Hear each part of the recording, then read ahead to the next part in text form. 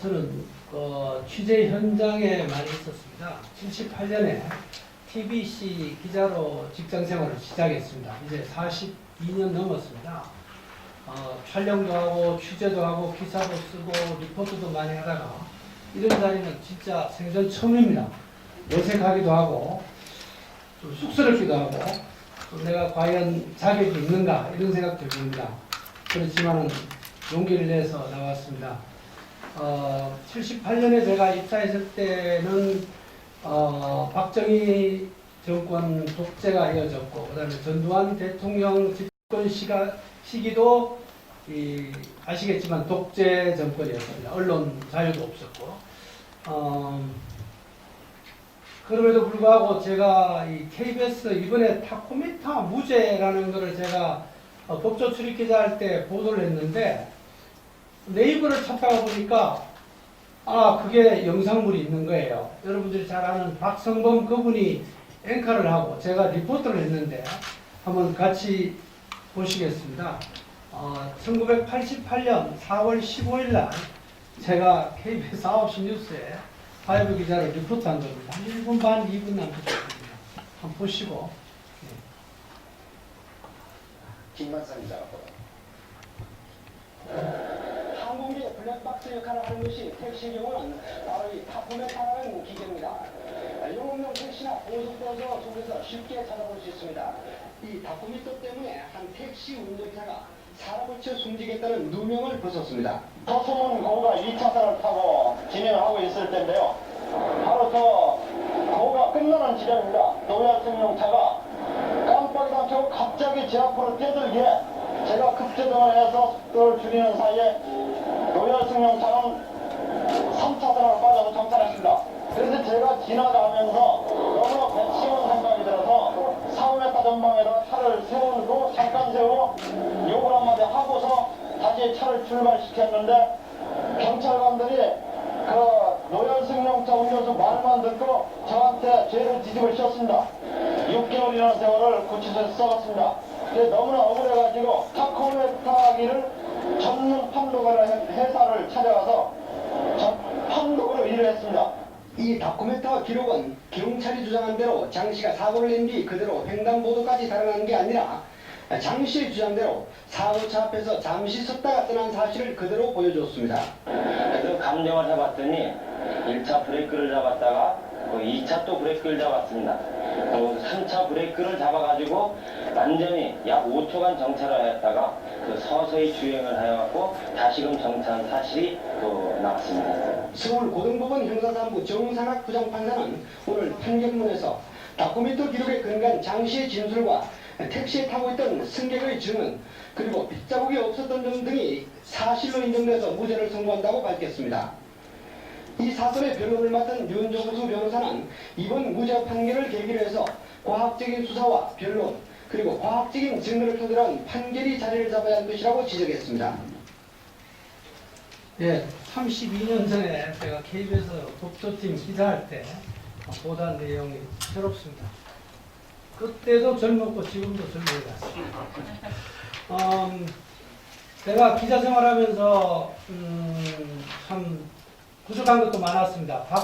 박종철 고문치사 그때도 제가 법조 출입 기자였습니다. 그때 이제 중앙일보의 신성호 기자가 특종을 했습니다. 저는 이제 물 먹었습니다. 그렇게 해서 회사 들어가서 혼나기도 하고 그 외에도 뭐 특히 80년대 초반 또 86년 7년까지는 이 중앙정보부 안기부 이쪽하고 검찰 공안 쪽하고 해서 사실과 다른 공안 사건들을 많이 KBS, MBC 보도했습니다. 그때 저는 보도 안 하려고 화장실에 가서 숨으려고도 해보고 이랬는데 쉽지 않았습니다. 그런 과거를 생각하면서 저는 KBS 기자 80년에서 87년까지 한 거에 대해서는 참 매우 부끄럽게 생각하고 지금도 대학교에서 강의를 할 때마다 큰절을 하면서 고백을 합니다. 잘못했다고. 그 외에도 보도하면서 유익한 점도 많았지만 후회스럽도 많았습니다. 한 번은 법조 출입 기자로서 제가 일진 기자였습니다. 87년인가 이때인데 김근태 선생이 이제 김천교도소에서 석방이 돼가지고 독조 기자실 일진방을 들어왔습니다. 제가 그때 KBS 기자였습니다. 정말 부끄럽고 미안하고 해서 제가 정중하게 죄송하다고 얘기했습니다. 개인적으로는. 그때 KBS나 MBC가 다 김근태 그분에 대해서 굉장히 부정적으로 많이 다뤘습니다. 언론 자유가 없었던 시대입니다. 제가 1980년 11월 30일 날 TBC 동양방송 기자로 입사했습니다. 페이지는 19페이지인데 이게 그때 회사가 없어지게 됐습니다. TBC가 없어지고 KBS 언론 부패합될 때 우리가 울면서 이 종이에 각자 자기 이름을 쓴 게 19페이지에 나와 있습니다. 여기에서 오른쪽에서 두 번째, 오른쪽 끝에서 위에서 두 번째 보면은 노재성 한자라고 노재성 이름이 있습니다. 저는 중간에 김관상 있습니다만은 노재성 선배가 그때 YH 사건이라고 여러분 아시는 분 있는지 모르겠지만 1979년에 마포에서 공장에서 일하던 김경숙 씨가 자살한 게 아니고 경찰의 폭력에서 이제 숨진 일입니다. 이거를 이제 노재성 선배께서 취재를 하고 제가 그때 마침 야근을 했습니다. 그때 와가지고 피가 막 줄줄 흐르면서 이제 중앙일보 5층이 TBC인데 거기 들어왔던 모습이 지금 눈에 선합니다. 언론 자유를 좀 제대로 한번 해보려고 그렇게 하시는 그 노재성 선배 때문에 그 당시에 보도국장이었던 우리 선배가 강용식 보도본부장이셨는데 나중에 그분이 보도국장 직위 해제도 되고 이랬습니다. 그 다음에 1980년 5월 중순쯤은 제가 경찰 기자로서 이제 고려대학교를 출입했습니다.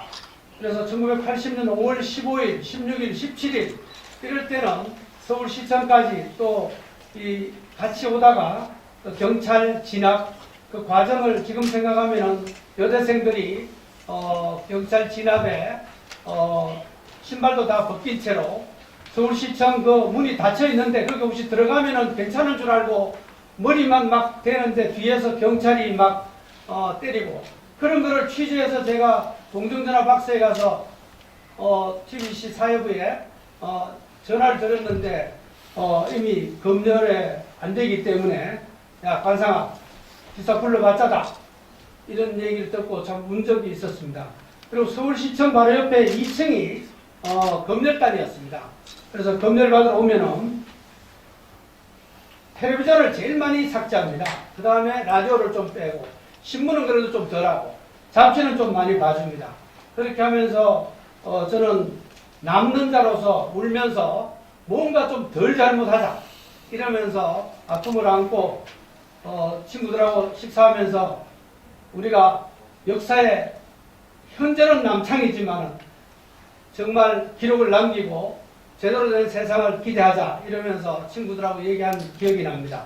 87년 6.29 선언 이후에는 방송이 많이 민주화됐습니다. 그래서 알아서 뭐 이렇게 하지 않는 한 그래도 방송이나 신문이 많이 자유화됐습니다.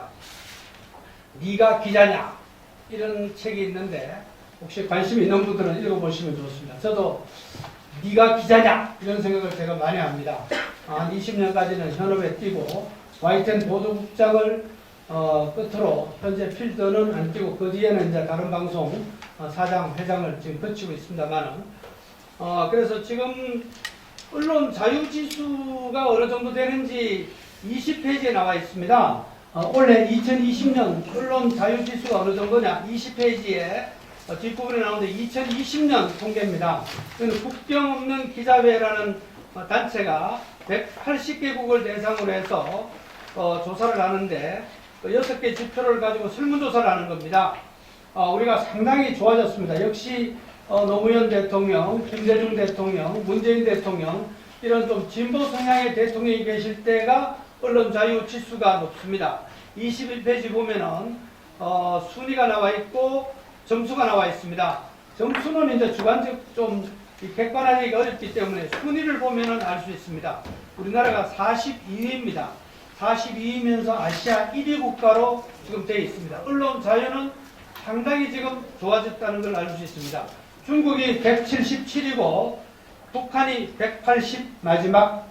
북한은 언론 자유가 전혀 없는 걸로 국경 없는 기자회가 발표를 했습니다. 그 다음에 24페이지를 좀 보시면은 순위별로 나와 있는데 아까 말씀드린 것처럼 24페이지 방해연도 순위를 쭉 이렇게 보시면은 노무현 대통령 때인 2005년, 6년 이럴 때가 상당히 높았고 그 다음에 김대중 대통령 또 문재인 대통령 2010년, 2012년, 2008년 이명박 대통령 때도 순위가 상당히 높았습니다. 그리고 박근혜 대통령 때, 이명박 대통령 때는 2009년에만 좀 낮았고, 박근혜 대통령 때가 좀 낮았고, 노무현 대통령 때도 2003년, 4년은 조금 낮은 편입니다.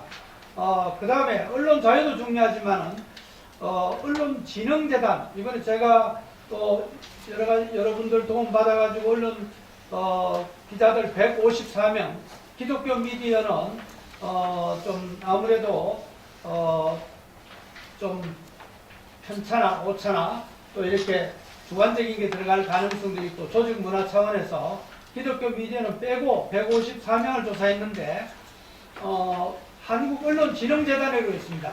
이 건물이 한국언론진흥재단입니다. 그리고 여기 이 건물에 한국기자협회가 있습니다. 저는 한 15년 동안 한국기자협회 회원으로 계속 회비도 내고 기자협회에서 YTN 보도국장 할 때는 한국기자협회가 주는 이달의 기자상, 우리 경제부 기자나 사회부 기자가 1년 동안 한 3번 정도 기자상을 받기도 하는 그런 한국기자협회도 여기 있고 한국언론진흥재단도 여기 있습니다. 한국언론진흥재단이 2년에 한 번씩 전국에 1,600명 내지 1,900명 기자들을 대상으로 언론인들의 인식조사를 하고 있습니다.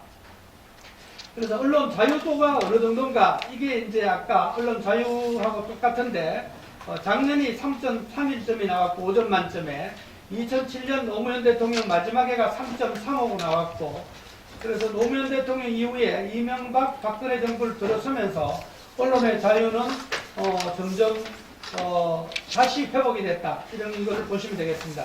근데 문제는 언론의 자유가 많이 좋아진 것은 중요하지만 언론이 과연 믿을 수 있는가, 신뢰도가 굉장히 중요합니다. 그래서 신뢰도 조사도 현황이 나와 있습니다. 26쪽에 보면은 우리나라가 안타깝게도 아주 최하위입니다.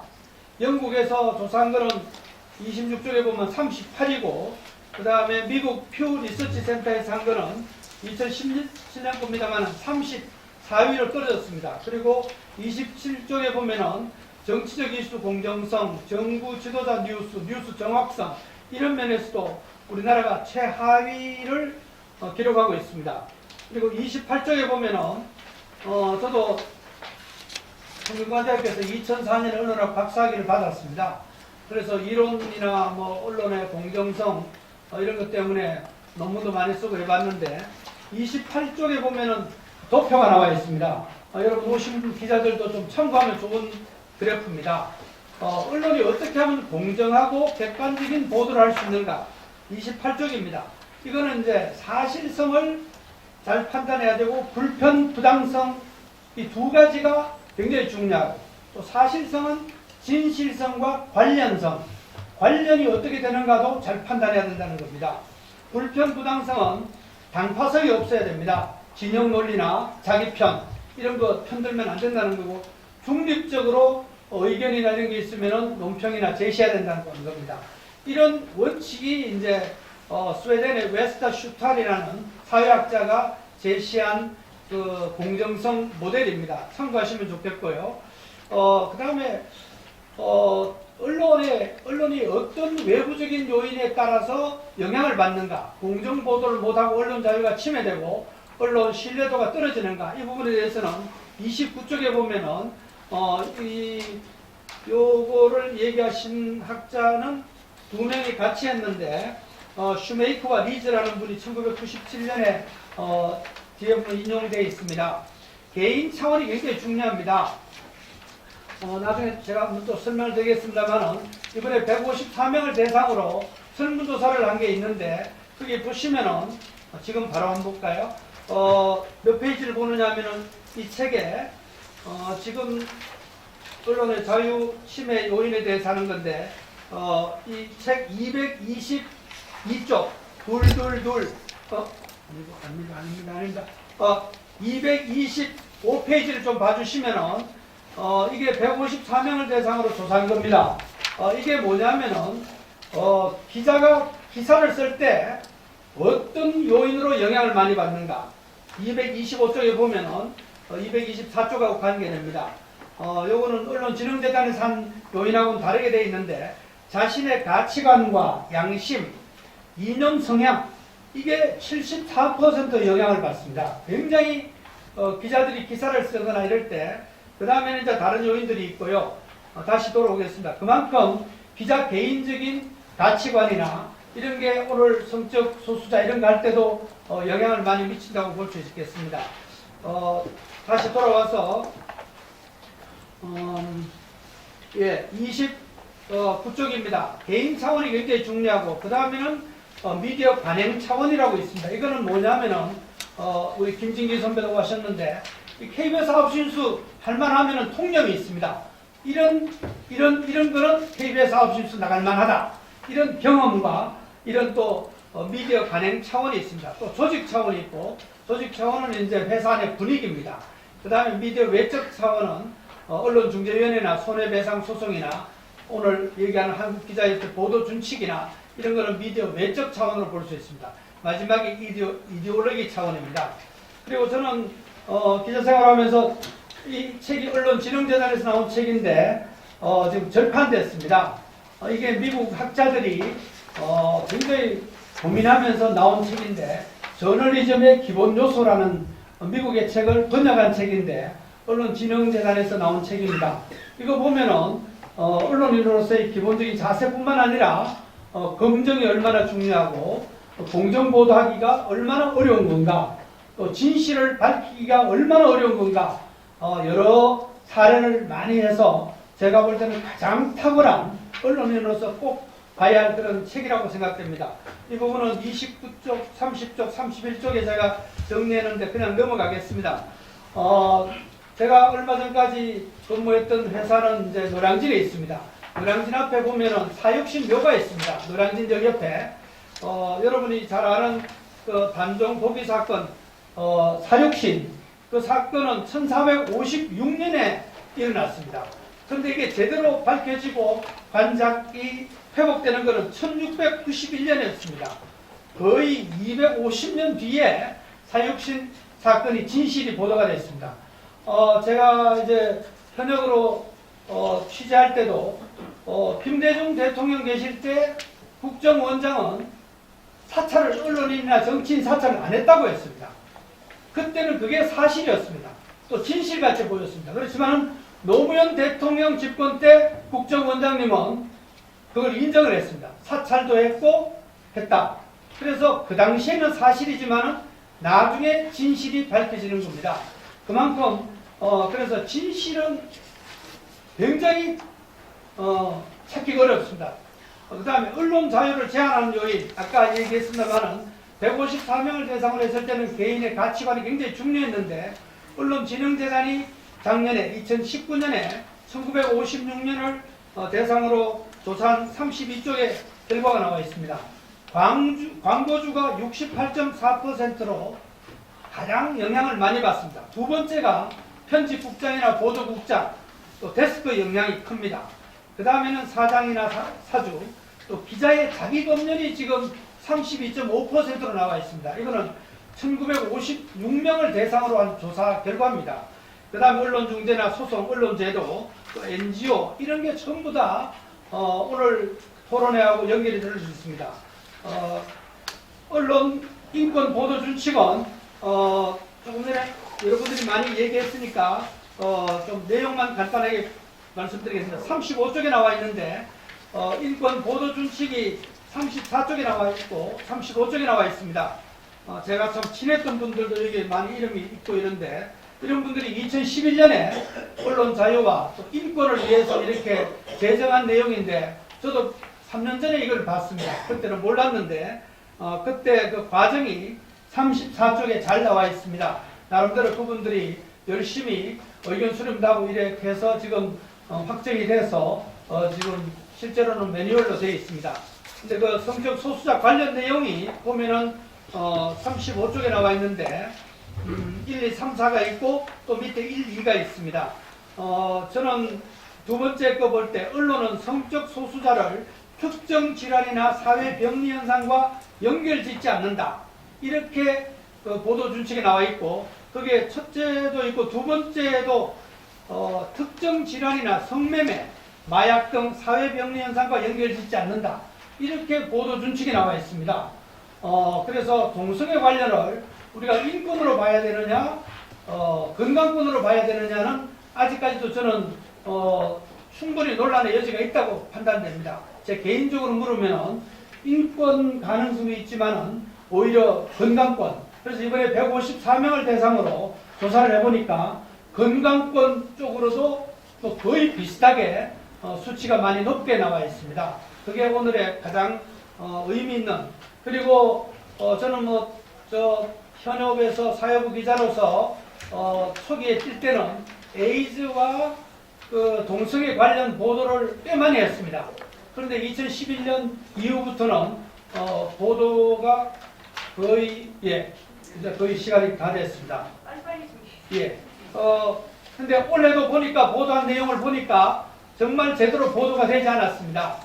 에이즈와 동성애 관계, 또 피해, 또 발생, 현황 이런 게 거의 보도가 안 된 거가 있었습니다. 자, 이제 핵심 몇 가지를 말씀드리겠습니다. 제일 중요한 게 36쪽입니다. 이번 조사 결과 동성애자와 일반인들의 건강권을 위해서 동성애와 에이즈의 관계를 사실대로 보도해야 된다. 이렇게 찬성한 분이 154명 가운데 60.4%가 됐습니다. 건강권이 중요하다. 건강권보다는 인권이 중요하다고 한 분은 29.9%였습니다. 종교별로 보니까 개신교 언론인들의 비율이 73.3%로 더 높았습니다. 그리고 본인이 보수냐, 중도냐, 진보냐라고 했을 때 보수라고 얘기한 분들이 62.2%가 건강권을 동의한 이런 분들입니다. 이게 오늘의 제 발표의 핵심입니다. 나머지는 이제 쭉쭉 쉽게 넘어가서 시간을 줄이겠습니다. 그래프 위주로 몇 가지만 설명드리겠습니다. 40쪽입니다.